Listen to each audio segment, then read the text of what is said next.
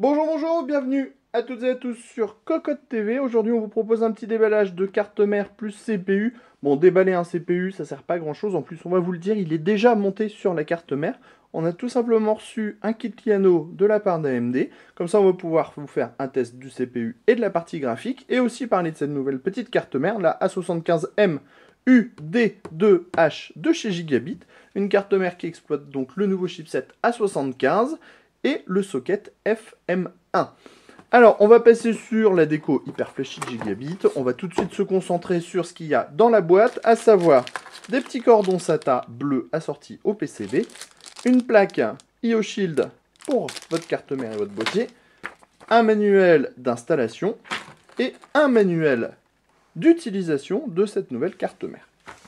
Une fois qu'on a déballé le bundle, notons que dans la petite note ici, il y a les pilotes de la carte mère qu'il faudra mettre à jour avec la version 11.6a qui vient de sortir.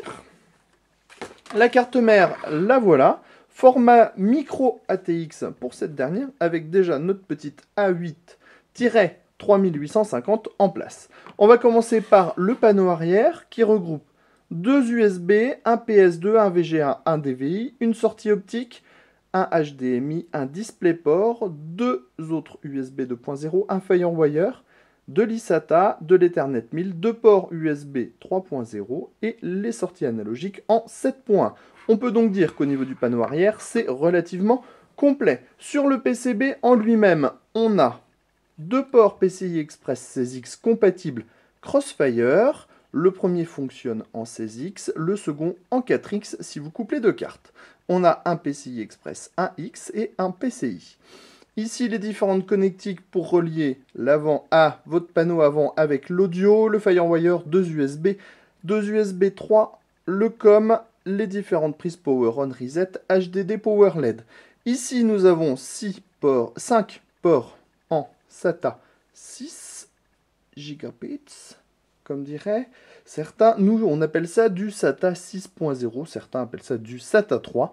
Chacun voit midi à sa porte. On peut vous dire SATA 3 ou SATA 6.0 comme vous voulez.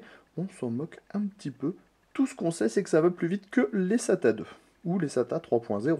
Bon, on pourrait continuer le débat longuement et on pourrait même basculer sur USB 2.0 et USB 3.0, mais on ne va pas le faire. Ici, le petit radiateur dédié au chipset, la pipile qu'il ne faut pas qu'elle tombe en panne, le radiateur pour les MOSFET, la prise 4 pins pour alimenter votre CPU. CPU qui est là dans le nouveau socket FM1 avec les nouvelles broches pour retenir les ventilos.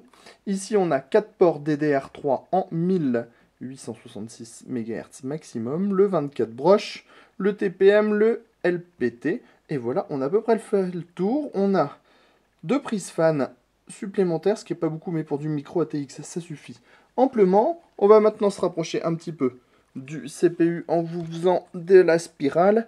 Le CPU, c'est donc le modèle A8 3850, un quad-core 32 nanomètres, 4 émotes cache L2, vitesse des 4 corps 2,9 GHz. À l'intérieur, on trouve une carte vidéo intégrée, normale, on est face à du Liano.